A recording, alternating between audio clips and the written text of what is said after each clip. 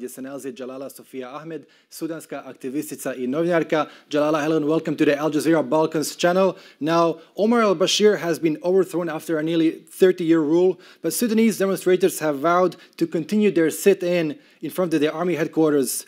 Could you explain to our Balkan viewers who exactly is in charge in Sudan and what do the demonstrators want? Oh, that's a great question.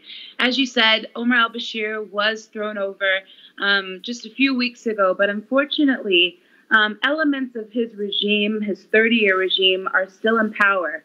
General Burhan was also in Omar al-Bashir's military.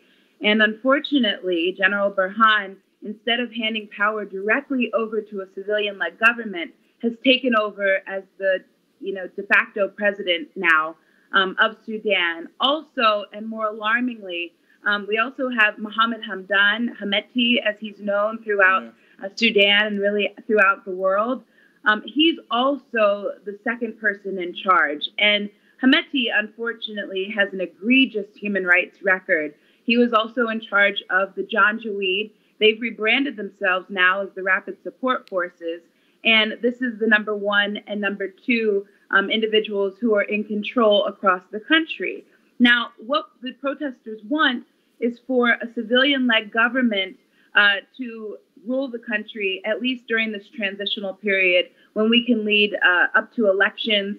And fortunately, we have a lot of backing. And so the reason why the demonstrations haven't necessarily ended and people haven't gone home is because they're not satisfied with what we're seeing right now. We still have a military in charge of the government in Sudan, and we would like to see that military hand power over to a civilian-led government.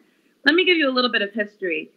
Since 1956, Sudan has had 7 military coups, and there's only been a short period of 14 years where the government was actually ruled by a civilian-led government. And what I mean by that is there were elections held in the country, and there was an individual democratically elected to the country. This has not been the case since 1956. In the near 70 years since independence, Sudan has been ruled by tyrants. And so the people truly want democracy. They've united across race, religion, and now you're even seeing women step to the forefront of this revolution. Women have always been a part of the revolution historically, but now we're seeing women say, we really want our seat at the table. We really want to see 21st century growth and development. And this is the reason why you haven't seen demonstrators go home, because quite frankly, we haven't seen any change.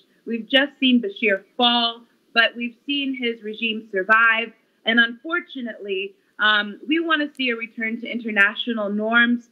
And the International Criminal Court has two warrants right now for the arrest of Omar al-Bashir.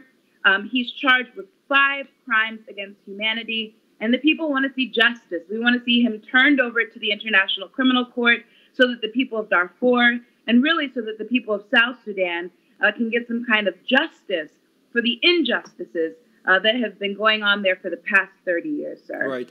Despite facing police brutality, Sudanese anti-government demonstrators and activists have remained steadfast in their nonviolence. Would you say that they have drawn some lessons from Syria, Yemen, and Libya? I think that's a really good question. I think when you look at Syria, Libya, and Yemen as examples, the situation completely deteriorated whenever you saw uprisings across the country, rebelling against these totalitarian governments. In Syria, the people are still struggling to achieve some type of independence from this brutal dictator, Assad. But, when you look at Sudan, you look at the bloodshed, it's really been in the periphery of the country. It never really reached Khartoum.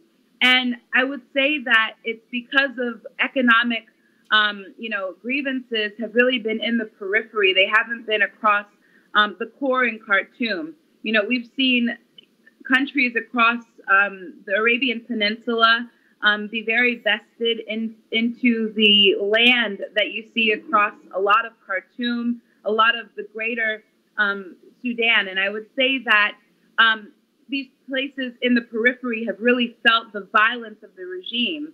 When you look at Khartoum, economic inflation right before, right before these protests really got a lot of momentum, people weren't able to buy fuel or bread. And I don't want to minimize the uprising to fuel and bread prices because it's a lot more complicated than that. But to answer your question of violence, I believe that people's grievances really stem from not being able to put food on the table and be able to put fuel in their cars to get where they need to go. And I really think that the situation in Sudan is very unique in the sense that we've had enough bloodshed across our country. And to come full circle, we've seen and learned the lessons, I think, from places like Syria, Libya, and Yemen. And we really pushed for peace. Whenever you listen to the pillars, whenever you listen to the chants, I should say, in this demonstration, in these demonstrations across the country, you hear people saying, Hariya Salah wa Adala, which basically translated means freedom, peace, and justice. You can't have a peaceful revolution whenever you're not willing to be peaceful yourself. So we've learned the lesson, I think, from our countries that surround us, and we really want to see peace in Sudan. We want to see unity. We want to heal our country, and we want to seek justice for the victims who've died all across the country, and we want to see some type of democracy form. And so it's been a hard road, a long road to get here, but finally, now that we've had these protests reach Khartoum, we truly, truly want to stay peaceful as we march towards the end of this final stretch, we hope, where we'll see a civilian-led government take over. Yeah, now the Saudis and Emiratis have pledged billions of dollars to the Military Transitional Council, ostensibly to prop up Sudan's ailing economy. Is it really about the economy, or is it more about containing the anti-government revolution and preventing it from spreading towards the Gulf? Oh, that's also a great question. I would go a step further. The $3.2 billion that the United Arab Emirates and Saudi Arabia pledged to Sudan, let's be real here. They support the Military Transitional Council because they know who Mohammed Hamdan is. They know who General Burhan is.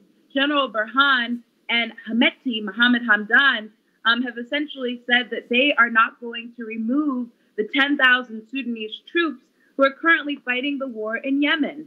So let's make sense of this. I really think that the $3.2 billion is a continuation of the pledge of that commitment to keep Sudanese troops on the ground. I really don't think it has anything at all to do with helping Sudan's economy and helping the Sudanese people rehabilitate themselves.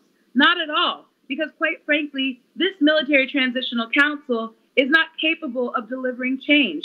They're just a continuation of the current structure. You know what I mean? So what we're trying to do is remove them. And the thing is, I highly doubt, I've spoken to members of the Sudanese Professional Association, I should say, who are staunchly against continuing the war in Yemen. You see, the war in Yemen, you see a bunch of poor people who are dying, who are dealing with famine and fatigue. We don't want to kill innocent people in Yemen. We don't want to continue the war in Yemen. And the thing is, if General Burhan and Hemeti are no longer there, and we see the transition to a civilian-led government, that war is going to end. And they're going to have to fight their own war, which I think could definitely lead to a rebellion and an uprising across the UAE and also the across Saudi Arabia, which they're not prepared for. So absolutely, they go hand in hand. Right. Well, that's all the time we have for today. Jalala, Sofia Ahmed, it was a pleasure speaking to you. Thank you so much for your time. Thank you very much. You have a wonderful day. Poštovani gledalci, bila je to Jalala Sofia Ahmed, sudanska aktivistica i novinarka iz State College u Pensilvaniji.